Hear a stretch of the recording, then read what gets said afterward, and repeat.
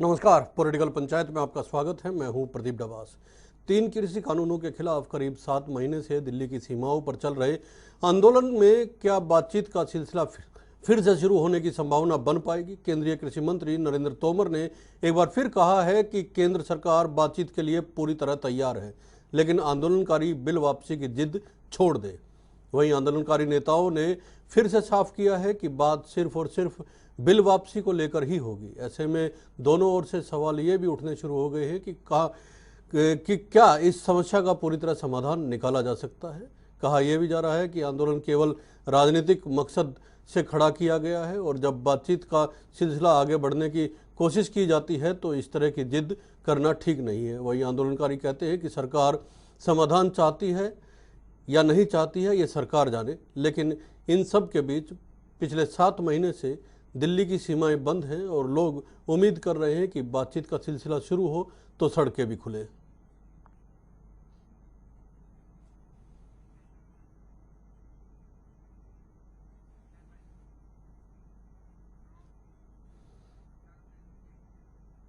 जी, लेकिन उन सबसे पहले हम कुछ बयान सुन लेते हैं। केंद्रीय कृषि मंत्री नरेंद्र तोमर ने क्या कहा है और प्रदेश के कृषि मंत्री जेपी दलाल ने क्या कहा है और किसान नेता क्या कह रहे हैं इन सब को लेकर।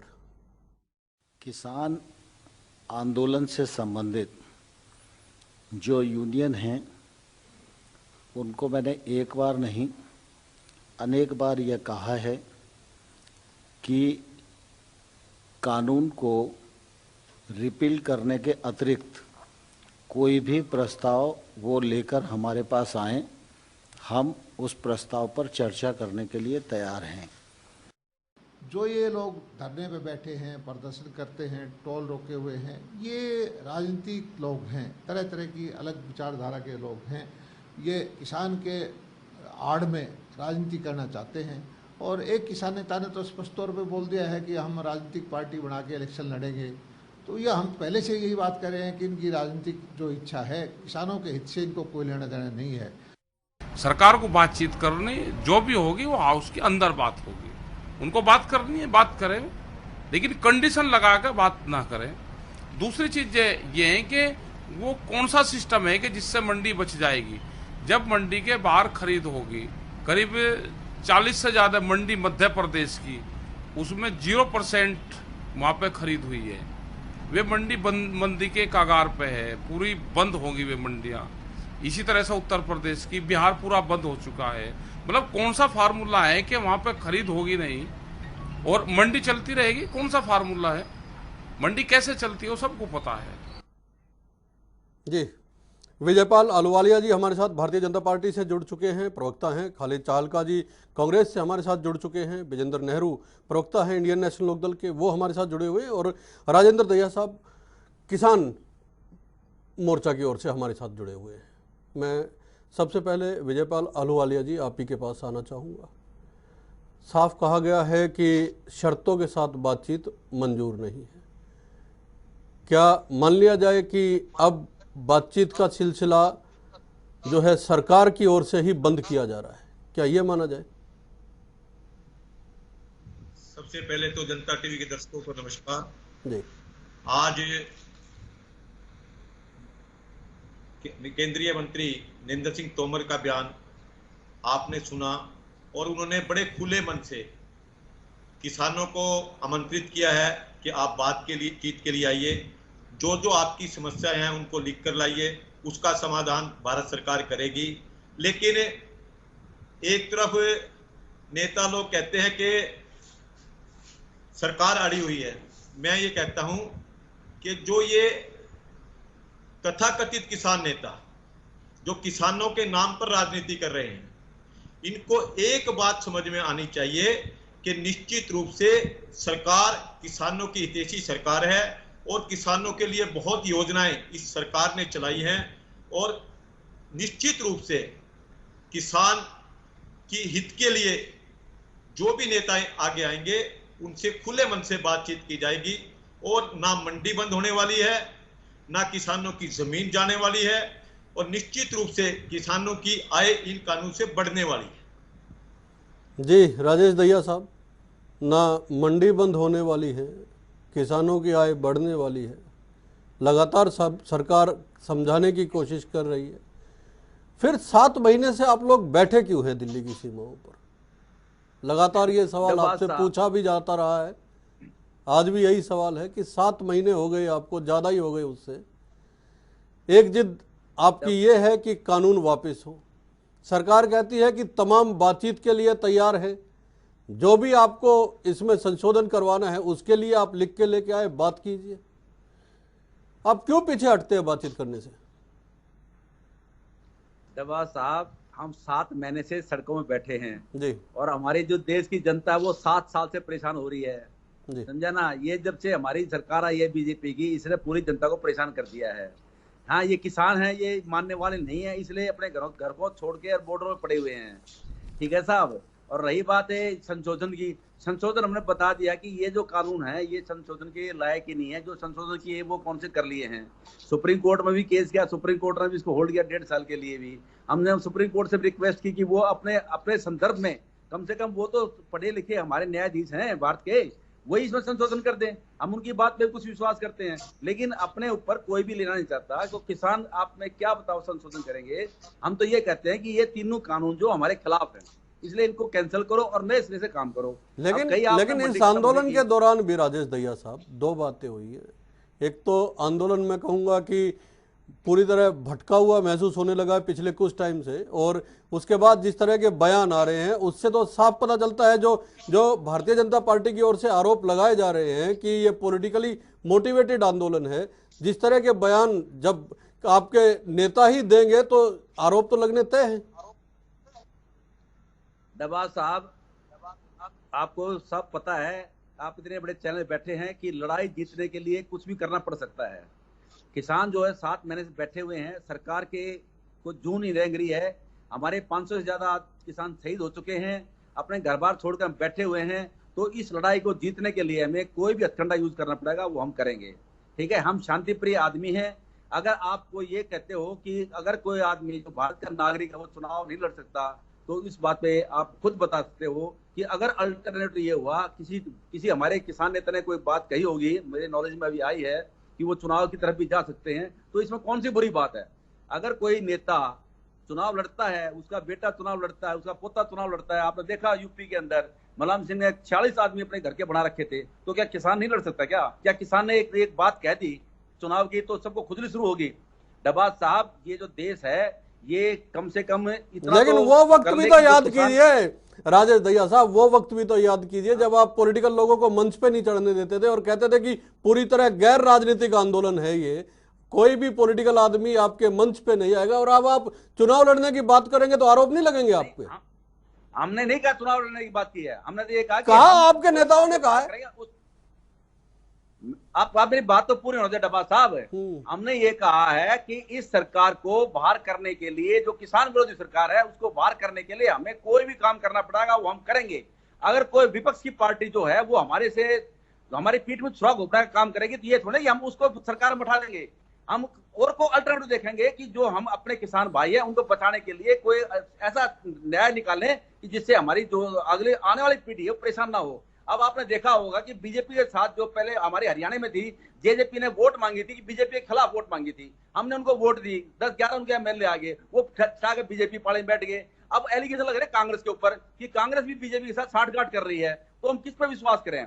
अगर कांग्रेस और बीजेपी लीजिए, कांग्रेस तो लगातार समर्थन की बात कर रही है। खालिद चालका साहब, कांग्रेस तो ये कह रही है कि हम पूरी तरह इस आंदोलन के साथ हैं। अभी तो आप ही के ऊपर सवाल खड़े हो गए और तुरंत खड़े हो गए कि कांग्रेस और भारतीय जनता पार्टी मिलकर खेल कर रहे हैं। डब्बा साहब, कौन वो लगा रहा है आरोप, इसका जवाब मैं आपको दूंगा, लेकिन मैं आपको पहले भाजपा के नेताओं का बता देता हूं कि पूरे 7 महीने का किसान आंदोलन और 600 के करीब किसानों की शहादत, और ये आजाद भारत का आज सबसे बड़ा आंदोलन है। इस आंदोलन को लेकर भाजपा के नेताओं के क्या क्या आरोप हैं, आप जरा उनको समझ लीजिए। मैं आपसे सबसे पहले 1973 की अगर मैं बात करूं यूपी के किसान आंदोलन की, जिसमें खुद देश के पूर्व प्रधानमंत्री स्वर्गीय श्री अटल बिहारी वाजपेयी ने इसको लीड किया था। खालिद साहब उसको- अभी का जवाब दे एक दीजिए, मिनट अभी रुकिए, अभी एक का मिनट जवाब रुकिए। दे दीजिए, जो आपकी नहीं, मिली नहीं, भगत, ये जो जवाब मिली मेरा- भगत का आरोप लगा उसका जवाब दे दीजिए। 73 में तो बहुत पुरानी बात हो गई। मिली भगत नहीं, क्यों ये चीजें इस देश के अंदर हो रही है। 2013 में जब जंतर मंतर 2013 में जंतर मंतर से राजनाथ सिंह किसानों के आंदोलन में जाते हैं और वो कहते हैं कि जंतर मंतर की आवाज देश के प्राइम मिनिस्टर को नहीं सुनाई देती, और आज देश के चारों तरफ किसान बैठे हैं, उनकी आवाज सरकार को सुनाई नहीं देती है। तो ये इन सब चीजों को दरकिनार करने के लिए आरोप प्रत्यारोप का दौर चलाया गया है। इसको कोई चला रहे, कहीं से लोगों को इस तरह से एडजस्ट किया गया कि आंदोलन को किसी तरह से कमजोर करना है, और उनके नेता किस तरह का ध्यान देते हैं। जेपी दलाल जी का बयान अभी आप दिखा रहे थे बाबा साहब, आज वो कह रहे हैं कि आंदोलन में बहुत सारे लोग मिल गए, लेकिन आपने जेपी दलाल का वो बयान भी सुना होगा जिसमें वो कहते हैं कि लोग तो मरते ही हैं, अगर वो किसान आंदोलन में आके मर गए तो क्या हो गया। मतलब उनको ऐसा नहीं लगा कि किसी मकसद के लिए लोग बैठे थे, देश की सरकार से कुछ मांग रहे थे, उनकी सादत का भाजपा ने मजाक उड़ाया। उसके अलावा दूसरी तरफ प्रधानमंत्री जी कहते हैं कि आंदोलन तो पवित्र है, लेकिन उसको कुछ आंदोलन जीवी और उन्होंने हैक कर लिया है। तो ये आरोप प्रत्यारोप जो है सारा इस आंदोलन को खराब करने के लिए, ये सीधी बात है डबा साहब। ये तो पॉलिटिकल पार्टीज का आरोप एक दूसरे के ऊपर हो गया ना खालिद साहब, ये तो राजनीतिक दलों का आरोप एक दूसरे पे हो गया। आपके ऊपर तो जिनका आप समर्थन कर रहे हैं वो आरोप लगा रहे हैं साहब कि मिली भगत है आपकी। नहीं, हम आज भी उनके आरोप लगाने के बावजूद भी हम इस आंदोलन का समर्थन करते हैं। कांग्रेस पूरी तरह से इसका समर्थन कर रही है। अगर जरूरत पड़ी, अगर देश की सरकार नहीं मानी और जरूरत पड़ी तो कांग्रेस सड़कों पे जाकर भी किसानों के साथ कंधे से कंधा मिलाकर ये लड़ाई लड़ेगी। इस लड़ाई में जीत पहचान की होगी किसी भी सूरत पे। एक आरोप प्रत्यारोप से कांग्रेस उठने वाली नहीं है इस मसले में कि आरोप प्रत्यारोप करते रहेंगे और लोगों को हटा देंगे, ऐसा नहीं है। आपके साथ वही स्थिति नहीं होगी जैसे आंदोलनकारी कह रहे हैं कि 3 बिल नहीं चाहिए तो नहीं चाहिए, आप वापस लीजिए, और वो कह रहे हैं कि हम दे के रहेंगे। अब आप कह रहे हैं हम समर्थन दे के रहेंगे और आंदोलनकारी कह रहे हैं नहीं चाहिए आपका समर्थन। आपके साथ तो वही स्थिति। नहीं, स्थिति कुछ नहीं है। एक कोई प्रोग्राम चलता है, उसमें कितनी घटनाएं होती हैं आप तो नहीं रहे। किसान 26 जनवरी पे झंडा फहराने जाता है लाल किले पर, उसमें भाजपा और आरएसएस के लोग मिलकर उनका एलिगेशन लगाने के लिए उस आंदोलन को बिगाड़। मैं विजेंद्र रेणु साहब को चर्चा में शामिल कर देता हूँ। रेणु साहब, लगातार आरोप ये लग रहे हैं कि आंदोलन जो है वो भटक चुका है और आंदोलन पॉलिटिकल हो चुका है। इसका उद्देश्य अब किसानों के लिए ना होकर किसी पॉलिटिकल पार्टी के लिए काम करने जैसा हो गया है। देखिए प्रदीप भाई, ये बिल्कुल गलत इल्जाम किसानों के ऊपर लगाए जा रहे हैं। किसान एक अपने सच्ची आत्मा से इस आंदोलन को चलाए हुए है, और मैं बधाई देना चाहूंगा सभी किसानों को, किसान नेताओं को भी कि इतना लंबा आंदोलन और इतनी धैर्य के साथ ये जो आगे बढ़ा रहे हैं इस आंदोलन को, सारे के सारे हमारे किसान भाई इसके लिए बधाई के पात्र हैं। दूसरी बात प्रदीप भाई जी, अभी आप ये कह रहे थे प्रवक्ता जी भाजपा वाले कि नरेंद्र तोमर जी जो अपने केंद्रीय कृषि मंत्री है, उन्होंने बड़े खुले मन से किसानों को आह्वान किया है कि आइए और बात कीजिए, हम बात करने। प्रदीप भाई, ये वक्तव्य तो नरेंद्र तोमर जी का पिछले 7 महीने से ही आ रहा है। कितनी आगे बढ़ी सरकार, शुरू से यही कह रहे हैं कि आप कृषि कानूनों को रद्द करने की मांग को छोड़ करके वार्ता के लिए आ जाइए।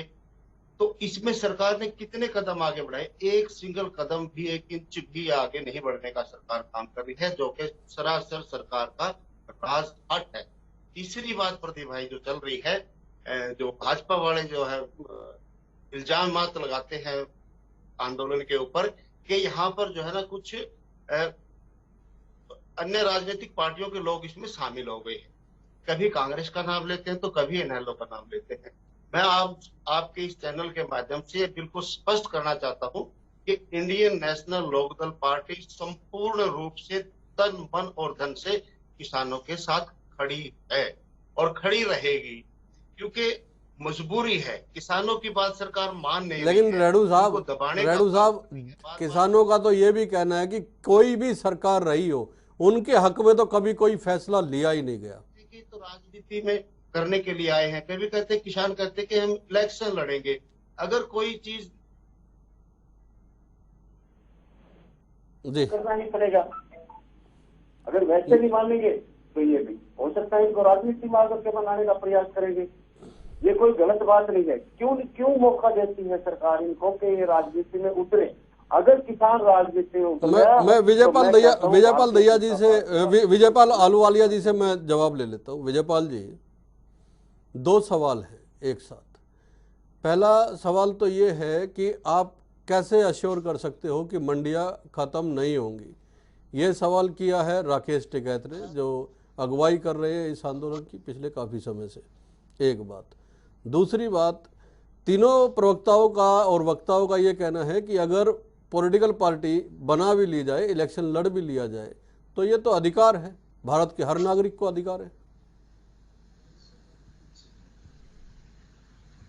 विजयपाल जी, पहले तो मैं आपको ये बताना चाहता हूं कि मेरे इनेलो के प्रवक्ता क्या कह रहे थे कि भारतीय जनता पार्टी ने अभी तक क्या किया है। कल ही उन्होंने तोमर जी का बयान सुना होगा, मंडियों के जरिए 1 लाख करोड़ रुपए किसानों तक पहुंचाएगी केंद्र सरकार। मंडियों को मजबूत करने का जो काम है वो केंद्र सरकार कर रही है। अब किसानों को इस बात के लिए निश्चित हो जाना चाहिए कि मंडी बंद होने वाली नहीं है। मैं एक बात फिर कहता हूं, हमारे भारतीय किसान यूनियन के प्रवक्ता ने भी कहा था कि चुनाव लड़ना कोई बुरी बात नहीं, अभी कहा था। मैं अब भी कहता हूं कि चुनाव सबका लड़ने का अधिकार है। लोकतंत्र के अंदर भारतवर्ष का कोई भी वोटर चुनाव लड़ सकता है। लेकिन हम शुरू से एक बात कह रहे हैं, ये किसानों की जो जत्थेबंदियां हैं और भिन्न भिन्न प्रकार के लोग जो किसानों के नाम पर राजनीति की है जिन्होंने, वो एक बार बाहर आ गए, बिल्ली थैले से बाहर आ गई है। उन लोगों के मकसद बाहर आ गए हैं जिन्होंने निश्चित रूप से अपनी राजनीति चमकाने के लिए इस आंदोलन को गुमराह किया है। चाहे राकेश टिकैत का विषय हो, आप अभी वहां पंचायत के चुनाव हुए जिला परिषद के, वहां पर देख लो क्या हाल रहा। मैं कहता हूं कि चुनाव सब लड़े, सबका अधिकार है, लेकिन एक बात सबको समझना चाहिए कि सभी अपोजिशन वालों को भी और सभी इस देश के नागरिकों को भी एक अपील करनी चाहिए कि जब भारत सरकार इस प्रकार से बात करने के लिए तैयार है, खुले मन से बात करने के लिए तैयार है, अक्सर से हर क्लोज के लिए क्लोज वाइज बातचीत करने के लिए तैयार है, लेकिन उसके बाद भी वो नेता क्यों नहीं बात करना चाहते? मैं आपको बताना चाहता हूं कि इन तीनों कृषि कानून से किसानों का फायदा होने वाला है। अगर ये घर चले गए और ये कानून लागू होने के बाद किसानों को जब फायदा होगा तो इनको क्या कहेंगे? इस प्रकार को इनको डर है। अभी हमारे राकेश टिकैत जी कहते थे कि मैं कानून वापस कराए बिना घर नहीं जाऊंगा। वास्तव में बिल्कुल ठीक कह रहे हैं। उनको पता है कि जिस दिन ये कानून लागू होकर सरकार किसानों को इनका फायदा होगा। विजयपाल जी, ये तो सारी बातें अलग है, लेकिन फैक्चुअल अगर हम बात करें, आपकी सरकार जब आई थी 2014 में, उसके बाद से लगातार किसानों को एक सपना यह दिखाया गया कि 2022 आते आते आमदनी दुगनी हो जाएगी। इस बार जो गेहूं का समर्थन मूल्य रहा वो 1975 रुपये रहा था, जो 1950 से बढ़ा के 1975 किया गया, 25 रुपये बढ़ाया गया था साहब। आपको मालूम है कितना परसेंट बढ़ोतरी है ये सर? ये 2% बढ़ोतरी है। उसके बाद कल ही का दिन गया है, कल गुरुवार को ही ये जितने लोग आंदोलन में शामिल हैं, चाहे आप इनको किसान कहते हैं या नहीं कहते, अलग बात है, लेकिन इन्होंने डीजल और पेट्रोल के बढ़ती कीमतों के खिलाफ प्रदर्शन किया। आप इतना तो मानेंगे कि अगर ट्रांसपोर्टेशन को छोड़ दिया जाए तो डीजल सबसे ज़्यादा इस्तेमाल होता है खेती में, कृषि में, और कृषि अगर प्रभावित होगी दाम बढ़ने से तो आपके खिलाफ रोष तो उठेगा, और जब रोष उठेगा तो भरोसा भी उठेगा सर। मेरा इसमें एक ही बात निवेदन है कि हम जब भी तो कह रहे हैं कि ये तीनों कृषि कानून लागू होने से किसान की आय बढ़नी है। मोदी जी ने कहा था कि 2022 तक हम किसान की आय डबल कर देंगे, और ये निश्चित रूप से अगर ये कानून लागू होने के बाद ये आय बढ़ाने का काम था, लेकिन इन तथाकथित नेताओं ने मैं तो ये कहता हूं एक ऐसी योजना बनाई कि किसानों को इन नियमों से लाभ ना पहुंच पाए। इसके लिए सीधा आरोप कांग्रेस पे, खालिद चालका साहब, सीधा आरोप कांग्रेस पे कि आप लोगों ने मिलके किसानों को बरगलाया और ये कानून लागू ना हो इसके लिए उकसाया, जिससे किसानों का सीधा सीधा नुकसान है। देश के प्रधानमंत्री श्री नरेंद्र मोदी जी ने ये कहा था, जो आप अभी कह रहे थे कि 2022 तक किसानों की आय दुगनी होगी। उन्होंने कहा था कि हर व्यक्ति के खाते में, गरीब व्यक्ति के खाते में 15 लाख रुपए आएंगे। उन्होंने ये भी कहा था कि इस देश के 2 करोड़ युवाओं को प्रति साल रोजगार मिलेगा। 2022 जाने को बात तो 3 कानूनों की है ना खालिद साहब, बात तो 3 कानूनों की है। पहले मैं इनकी आय का आपको बता देता हूँ डब्बा साहब। मैं आपको गेहूं की ही बात करता हूँ कि 2004 से 2014 तक, जब 2004 में सरकार आई तो गेहूं का समर्थन मूल्य था 630 रुपए और 2014 में हुआ 1400 रुपए। ठीक है, ये बढ़ोतरी होती है करीब 122%, कितने की? 122% की। और इनके 7 साल में 1400 में 1975 गेहूं पहुंचता है, वो बढ़ोतरी होती है 41% की। ये तो है इनकी दुगनी आय का मसला। अब आपको इनके नेताओं का कह देता हूं कि तीनों कृषि कानून, जब किसान ये कह रहा है, आप ये कह के पीछा नहीं छुड़ा सकते कि किसान ही आपके ऊपर एलिगेशन लगा रहे हैं। ये तो एलिगेशन तो ये तो एक प्रोपेगेंडा है देश के अंदर इस आंदोलन को खत्म करने का। आपको बता देता हूँ 14 दिसंबर 2020 को एमपी के कृषि मंत्री कमल पटेल जी क्या कहते हैं कि ये किसान जो है बहुत डंडे लफ्जों का इस्तेमाल करते हैं कि किसान जो है कुकुर मुक्तों की तरह उग गए हैं, और ये पूरे के पूरे हरियाणा और पंजाब के गुंडे हैं, जो डीलर हैं, जो इस आंदोलन को चला रहे हैं।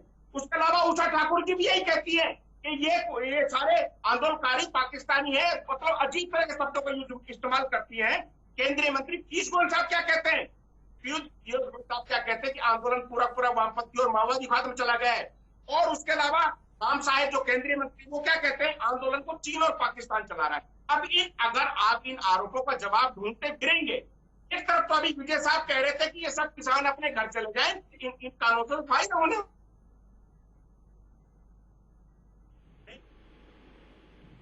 जी विजयपाल जी, सवाल तो बड़ा अलग अलग आरोप लगा के जो है वो पूरे आंदोलन को डाइवर्ट किए जाने का आरोप जो है कांग्रेस लगा रही है आप लोगों पे। आप कह रहे हैं कि कांग्रेस उकसा रही है, बड़ा सवाल है। लेकिन इस बीच में भारत के किसानों की दशा सुधरे, इसके लिए भी सरकार को काम करना होगा। और इसी उम्मीद से शायद ये लोग बैठे भी हैं यहाँ अलग अलग दिल्ली के बॉर्डरों पे। एक उम्मीद सरकार से तो है ही इन लोगों को। विजयपाल जी के हित वाले हैं, तो हमारी जिम्मेवारी बनती है कि हम किस प्रकार से किसान की आय दुगनी करने के सुझाव दें। और इस कानून के अंदर जब भी तो हमने कहा कि अगर कमी लगती है तो बताएं। मैं कहता हूं अगर ये कमी नहीं है, सिर्फ इस बात से बचने के लिए कहीं किसान की आय डबल होगी तो हम क्या करेंगे? ये किसान के हितैषी नहीं, किसान के विरोध के अंदर सड़कों पर बैठे हैं। किसान तो खेत के अंदर काम कर रहा है। अगर किसान खेत में काम ना करता तो इतनी उपज मंडियों में ना आती। हरियाणा सरकार ने पहली बार हजारों किसानों को डायरेक्ट पेमेंट की है, और उस पेमेंट के माध्यम से जिनकी पेमेंट नहीं भी गई उनको पहली बार ब्याज दिया है। मैं विजयपाल जी, आप डायरेक्ट पेमेंट की बात करते हैं तो मैं आपको बता दूं, इस समय अगर भारत के किसानों की बात करें तो शायद दुनिया में सबसे कम सब्सिडी पाने वाला भारत का किसान है। और अगर ये सब्सिडी कम की जाएंगी या नहीं दी जाएंगी तो आसमान छुएंगी कीमतें, आप ये भी जानते हैं। अगर मैं सिर्फ 2020 की बात करूं और अमेरिका की बात कर ले तो 51.20 अरब डॉलर वहां के किसानों को, और किसान कितने हैं? सिर्फ 20 लाख किसान हैं जिनको सब्सिडी दी गई। भारत में 14 लाख किसानों को कितनी सब्सिडी दी गई है? 2 लाख करोड़ सिर्फ।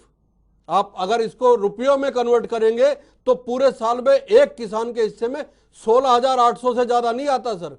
कैसे दशा सुधरेगी? सवाल तो है ये। वास्तव में भारत के अंदर भारत के यशस्वी प्रधानमंत्री नरेंद्र मोदी जी ने किसान सम्मान निधि के माध्यम से करोड़ों रुपए किसानों के खाते में डाले हैं। और इतनी सारी योजनाएं हरियाणा के अंदर भी, मेरा पानी मेरी विरासत और बहुत योजना के माध्यम से हम किसानों को लाभ दे रहे हैं। वास्तव में किसानों के लाभ, किसानों को और काम करने, किसानों के लिए और काम करने की आवश्यकता है। और ये विपक्ष के लोग इस में रोड़ा बन रहे हैं। मोदी जी का एक ही सपना है कि हर किसान मैं रेडू साहब से एक प्रतिक्रिया लेके फिर उसके बाद राजेश दहिया जी के पास जाऊंगा। रेडू साहब, आप लोग किसानों के जो जितना भी लाभ मिलना चाहिए था उसमें रोड़ा बन रहे, सीधा सीधा आरोप भारतीय जनता पार्टी की ओर से यह लगाया गया है। वरना ये कानून अगर रहे तो किसानों को इससे बहुत फायदा होने वाला है और आय भी शायद 2022 तक दुगनी हो जाए। हाँ, दुगनी हो जाएगी, आय दुगनी हो जाएगी। भाई साहब ये कह रहे कि 2000 रुपये 6000 रुपये प्रति सालाना किसान सम्मान निधि सरकार ने देना शुरू किया। अब आप सुन लीजिए, 2014 में पेट्रोल का रेट और 2021 में पेट्रोल का रेट 7 साल में लगभग 25 रुपए प्रति लीटर तो डीजल बढ़ा दिया, 28 रुपए पेट्रोल बढ़ा दिया और दूसरे खाद कितने बढ़ा दिए। ये 2000 रुपए इस कान को पकड़ करके इस कान से जो है ना निकाल लेते हैं, ये छोड़ते कुछ नहीं। आज जो है महंगाई कहाँ पर खड़ी है और किसान के रेट कहाँ पर खड़े हैं, इन्होंने कुछ इसको नहीं दिया है। लगभग एक आंकड़ा मैं दिन में देख रहा था, लगभग 25 लाख करोड़ रुपए पेट्रोल और डीजल से इस सरकार ने जनता की जेब से लूटने का काम किया है। कहाँ से दे रहे हैं पैसा? और जिस प्रकार से किसानों के ये कह रहे हैं कि भला करने का काम, हम तो किसानों को बचाने का प्रयास कर रहे हैं, ये तो किसानों को मारने का काम कर रहे हैं। ये बार बार क्वेश्चन करते हैं कि इन कानूनों में काला क्या है। जब बार बार मैं कहता हूँ कि हर कोई कहता है कि सब कुछ तो काला आपको बता दिया, उस काले को मिटा दीजिए ना आप। अभी भी इस डिबेट में भी आपके खत्म हो जाएगी। जब उसमें कोई दाना ही नहीं जाएगा तो वो क्यों रहेगी, क्यों चलेगी? और जमीनें भी चली जाएंगी, क्यों नहीं जाएंगी वो? क्यों नहीं आप किसान को इस बात का भरोसा दिलाते? सिर्फ भरोसा दिलाते, जबान की क्या गारंटी है? भरोसे की है। राजेश दहिया साहब, मेरा आपसे एक सवाल है, जब सरकार लगातार ये कह रही है कि किसी भी किसान को इन कानूनों से किसी भी तरह का कोई नुकसान नहीं है, जमीनें अपनी जगह पे रहेंगी, मंडियां अपनी जगह पे रहेंगी और मिनिमम सपोर्ट प्राइस अपनी जगह पे रहेगा, बल्कि किसानों को तो ऑप्शन मिल रहा है, तो भरोसा तो आपको भी करना चाहिए सरकार की बातों पे। कल भी केंद्रीय कृषि मंत्री ने कहा है और मंडियों को मजबूत करने के लिए 1 लाख करोड़ रुपया देने की भी बात कही है, तो विश्वास तो करना ही पड़ेगा। कौन सी सरकार ऐसी है जो किसानों का नुकसान चाहेगी? डबास साहब, इनका जैसे आपने कहा विश्वास दिख चुका है। इन्हों को जो जनता है ना, किसान पूरी भारत की जनता इनको जुमलेबाज पार्टी कहती है जी। और किसान जो है वो इन पर विश्वास कैसे कर ले? आज तक जो इन्होंने कोई भी काम ऐसा नहीं किया जो किसान के फायदे का हो। जैसे अभी हमारे इन लोगों के प्रवक्ता कह रहे थे कि डीजल पेट्रोल के दाम 14 से आज 21 में डबल से ज्यादा हो चुके हैं। अगर एक किसान जो है जो 14 में खेती करता था वो अगर 21 में कैलकुलेट करेगा तो उसकी जो फसल का मूल्य था उससे डबल तो वो खर्च कर चुका है। बिजली पे आपके दाम, आपके पानी पे देख लो, खाद पे देख लो, दवाइयों पे देख लो, ऊपर से डीजल देख लो। दबाज साहब, आप गुजारा करोगे कैसे किसान का? ये कहते हैं हम डबल करेंगे। मैं कहता हूं ये तो अगर और 4 साल रहेंगे 2024 में तो हमें नंगा कर देंगे। हमारे जो शरीर पे जो कपड़े हैं ना वो कपड़े भी उतर जाएंगे। किसान अब पागल नहीं रहा है। मैंने आपको कहा था कि कांग्रेस के हमें कोई द्वेष नहीं है, लेकिन हम किस पार्टी में विश्वास करें? क्योंकि हमने जेजेपी विश्वास किया था, वो बदल गई। अब कांग्रेस पार्टी हमारे साथ कहती है हम आपकी मदद करेंगे। अगर हम उनकी मदद ग्रहण करते हैं तो आप लोग हम पे इल्जाम लगाते हो आप राजनीतिकरण हो गया। हम तो ये कहते हैं सरकार से कि हमारे जो 3 कृषि कानून है इनको रद्द करके हमें वार्ता के लिए बुलाओ, हम आपके साथ अच्छे व्यवहार से 10 सेकंड में खालिद साहब, 10 सेकंड में आपकी प्रतिक्रिया चाहूंगा। आप पे सीधा फिर से एक आरोप लगा है, 10 सेकंड में आपकी प्रतिक्रिया, उसके बाद वाइंड अप का टाइम है। मैं रेड्डू साहब के पास जाऊंगा और करने के लिए है। हमें कोई दिक्कत नहीं है। भारत की सरकार किसानों को संतुष्ट कर ले, अपने तरीके से कर ले, 3 कृषि कानूनों को वापस ले ले, एमएसपी की गारंटी दे दे। किसान की लड़ाई, कांग्रेस की लड़ाई किसान की संतुष्टि है। अगर सरकार कर ले जाती है तो किसान, कांग्रेस को इसमें कोई आपत्ति नहीं है। कांग्रेस की लड़ाई किसान की संतुष्टि है। रेड्डू साहब 10 सेकंड आपके पास। हाँ जी भाई साहब, मैं तो यही कहना चाहूंगा कि भारतीय जनता पार्टी वालों, आप किसान की ताकत को समझ लो। किसान के अंदर बहुत ताकत है। अगर इसकी ताकत को तुम छेड़ोगे तो तुम्हें कहीं का नहीं छोड़ेंगे ये। और किसान की बात को मान लो, जब 75% हिंदुस्तान का लोग किसानी करता है तो सरकार किसके लिए होती है? जनता के लिए होती है। जनता जो चाहती है वही सरकार को लागू करना चाहिए, वही सरकार को जनता के अनुसार चलना चाहिए। विजयपाल जी, किसान की ताकत को महसूस कीजिए। और दूसरी सीधी सी यह बात कही है कि जब लागत मूल्य नहीं दे पा रही है सरकार तो दुगनी आय कैसे हो जाएगी? मैं ये कह रहा हूं जी, किसानों की ताकत को रेड्डू साहब कह रहे हैं, हम नमन करते हैं। किसान खेत में काम कर रहा है, तथाकथित नेता किसानों के नाम पर राजनीति कर रहे हैं और अब जिनकी राजनीति का खुला पर्दा पास हो चुका है। हर व्यक्ति चाहता है कि मैं इसके आंदोलन में जाकर साथ दूं। सबका अपना अपना एजेंडा है। अगर ये अपने अपने एजेंडे से बाहर आकर, मैं निश्चित रूप से डबास साहब आपसे निवेदन कर रहा हूं कि ये किसान के हित का एजेंडा लेकर किसान की समस्या के बारे में हमारे देश के कृषि मंत्री से बात करेंगे, निश्चित रूप से इसका समाधान होगा। हम चाहते हैं कि इस समस्या का जल्दी से जल्दी समाधान हो।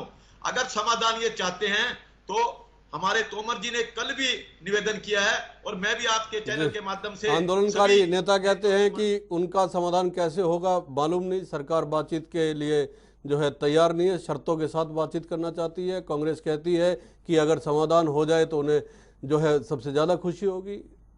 इंडियन नेशनल लोकदल कहती है कि किसानों की ताकत को समझे और भारतीय जनता पार्टी कहती है किसानों की ताकत भी समझते हैं और उनकी आय भी 2022 तक दुगनी करने की कोशिश करेंगे। लेकिन 3 कृषि कानूनों के खिलाफ चल रहे आंदोलन का अंत कैसे होगा, ये देखना पड़ेगा। धन्यवाद।